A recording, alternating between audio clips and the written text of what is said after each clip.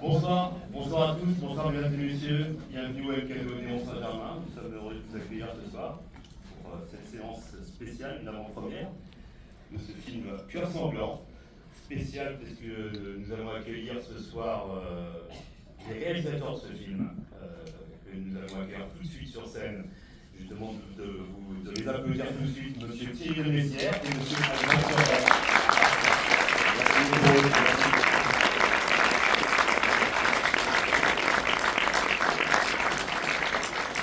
Bonsoir.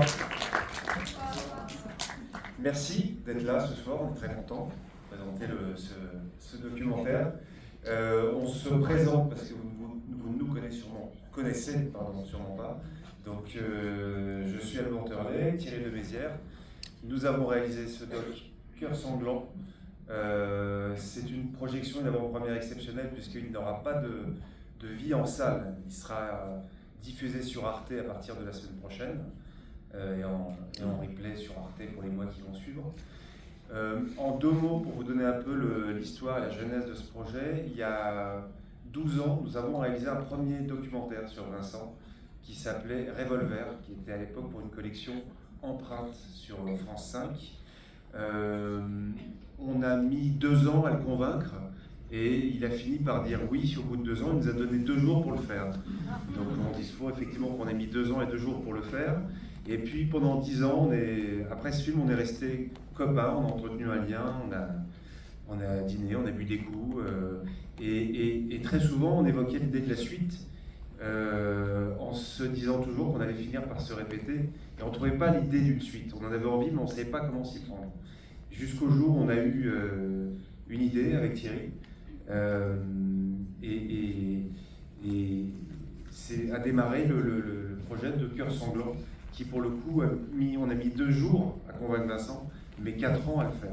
Je me sens un peu inversé. Je laisse Thierry vous raconter là-dessus. Alors, l'idée était assez simple, c'est qu'en fait, on buvait donc des coups assez régulièrement avec Vincent, et dans cette soirée-là, où ça rigolait, s'engueulait, ça discutait, on se disait, zut, il n'y a pas de caméra. Donc un jour, on s'est dit, bon, on va tester un truc, on a posé notre iPhone sur la table, on a commencé à enregistrer des conversations, des messages téléphoniques, des conversions au téléphone, et au bout de quelques mois, on lui a dit, voilà, on efface, on continue. Il a dit, on continue. Le deal était qu'il pouvait reprendre ce qu'il nous donnait. On savait avec le premier documentaire qu'il ne reprenait pas ce qu'il donnait, donc on n'était pas très inquiets, c'est pour ça qu'on a accepté le principe. Et au bout de 3 ans, on s'est retrouvé avec 150 heures, 150 heures de rush en tout cas, avec 6 images à iPhone et 12 images à nous qui ont suivi. Voilà. Donc c'est un film qui est fait à 3, c'est pas un film de commun, c'est un film de confiance. On est persuadé que s'il ne nous avait pas fait incroyablement confiance, il ne serait jamais allé si loin. Vous verrez, il a extrêmement loin. Je pense, c'est pas moi qui me dit, Frémaux dit qu'aucun acteur à ce niveau-là n'est allé aussi loin dans un documentaire. Et voilà la genèse du film. Je le dis pour vous, ce qui vous dit vraiment sympa, il ne supporte pas le téléphone, ça ne dérange pas, on va arrêter quoi qu'il arrive. Conseil.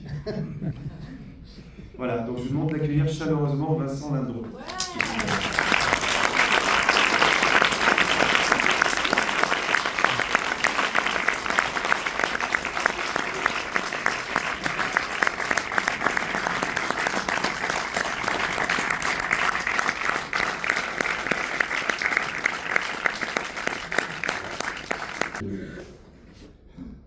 Je rentre dans cette salle et je pense que Alexandra est là.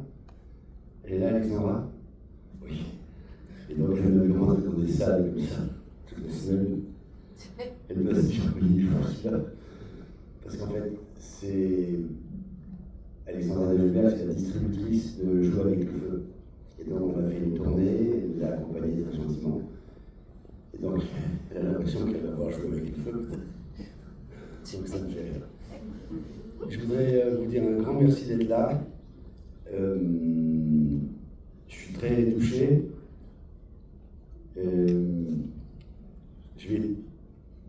Vous allez voir, je dis ce que je pense par les temps qui courent. J'avais 2 choix dans la vie. Et quand on a commencé ce doc, c'est où je fais marcher 4 cerveaux en même temps et je filtre tout ce que je dis. C'est-à-dire que, après on rentre dans l'histoire, mais je dis quelque chose, j'ai un autre cerveau qui analyse ce qui va sortir de ma bouche, un troisième qui rattrape les mots, c'est pas facile avec les photos, c'est sûr, dans 2 minutes. Un troisième qui rattrape les mots, et un quatrième qui voit si, dans le monde où on vit, on peut dire ou pas dire ça. Ça m'épuise. Il me reste 25 ans. Au pire, je vais créer un scandale. Et comme disait Eric Tabarly, quand on lui a demandé pourquoi il n'était pas de filin sur son bateau, il a dit « Je préfère tomber à l'eau et mourir en 2 minutes que me faire chier 62 ans avec un fil qui me tire dans le dos. » Donc moi, j'ai décidé de tout dire. Et donc je suis très, très, très touché d'être là. On vient d'une salle où je n'étais pas content. Et je le dis. Et les gens ont été adorables.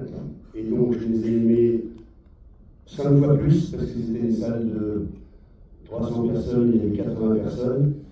Et j'avais dit aux gens de MK2, il y a 3 mois, on n'avait rien demandé, c'est eux qui ont voulu faire cette avant-première, ce qui nous a fait très plaisir, mais quand je ne suis pas demandeur, qu'on m'emprunte mon scooter et qu'on me le ramène abîmé, je ne suis pas content. Quand c'est moi qui l'emprunte à quelqu'un et que je le ramène abîmé, je le rembourse. Et donc il nous avait dit, les salles seront pleines, pleines, pleines. Et comme hier on a vécu un truc incroyable, ça m'a fait un petit choc là-bas. Et donc je l'ai dit, voilà. Parce que on n'arrive pas à joindre la programmatrice depuis 15 jours. Bon, j'ai jamais vu ça de ma vie, moi, mais c'est un nouveau monde. Et donc je suis d'autant plus touché que vous soyez là ce soir. Parce que vous pourriez attendre le 5 février pour voir le film à la télévision. Et donc vous me touchez à 3 niveaux. D'abord parce que vous êtes des amoureux du cinéma et que vous continuez à penser que c'est mieux de voir des images sur un grand écran que devant la télévision, bien que j'adore la télévision. Et deuxièmement, et ça c'est ça qui me touche le plus, c'est que vous croyez encore au lien, et en fait personne ne se connaît dans cette salle, et tout le monde se dit, bah oui, mais on va avoir la même chose, et avoir peut-être les mêmes émotions tous ensemble. Et donc, pour les gens comme nous 3, Alexandra qui est là, avec son mari qui lui aussi travaille dans le cinéma, bah, c'est grâce à vous qu'ils arrivent à faire proliférer le métier le mieux possible et que le film avance et continue. C'est grâce à vous aussi. C'est pour ça que je n'étais pas très content dans le salle, parce que je me suis dit, bon, j'aurais pu aider un peu plus un acteur qui n'arrête pas de les aider. Mais bon, c'est comme ça. C'est la vie. Je leur dirai. Je suis presque même content que ça nous soit arrivé, comme ça je vais pouvoir m'énerver d'un matin. J'aime bien m'énerver. Merci vraiment. Juste ce documentaire,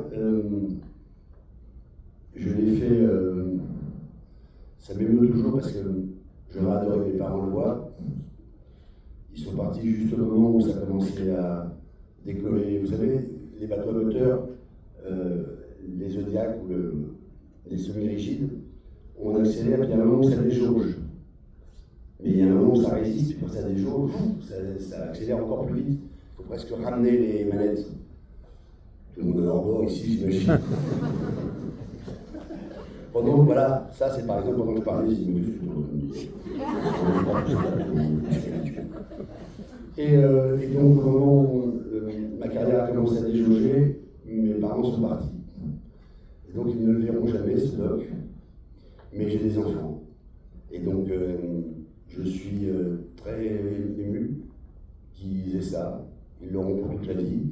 Et hier c'était très bouleversant parce que ma fille et mon fils ont été prendre Thierry Allemand dans leurs bras 3 fois de suite dans la soirée en disant merci parce que vous avez fait un objet pour nous et qu'on montrera à nos enfants. Et je trouve ça... alors il y a des films, mais là c'est pas pareil. Parce que là je dis des choses où voilà, ils vont reconnaître ma voix, ma vraie voix, pas la voix d'un personnage, qui est la même que celle que leur papa utilisait quand il leur parlait. Donc ça me bouleverse que vous voyez ça. C'est très difficile de venir présenter un film comme ça parce que ça peut paraître énormément égocentrique de demander à des gens, convoquer des gens en disant écoutez, je crois qu'il faut que vous veniez voir ce que je pense. Parce que... Mais en même temps, si on ne le fait pas, je vais passer mon année à envoyer des textos à tout le monde en disant est-ce que par hasard tu as vu le truc sur Arte, le doc, et ça va être encore pire. À un moment, le journée, il nous fait chier, on s'en fout, il y a un doc par jour. Donc voilà, vous au moins je suis sûr que vous l'aurez vu. Et merci, vraiment ça me bouleverse, et je suis ravi d'avoir travaillé avec Thierry et avec Alban. C'est un vrai travail de confiance, comme ils disent. Et on a passé des moments extraordinaires, ils ont eu 130 heures de rush. J'ose pas savoir ce qu'il y a dans les autres heures, mais voilà. Et vraiment, je suis assez bouleversé que vous soyez là. Et merci infiniment. Je vous souhaite une bonne soirée.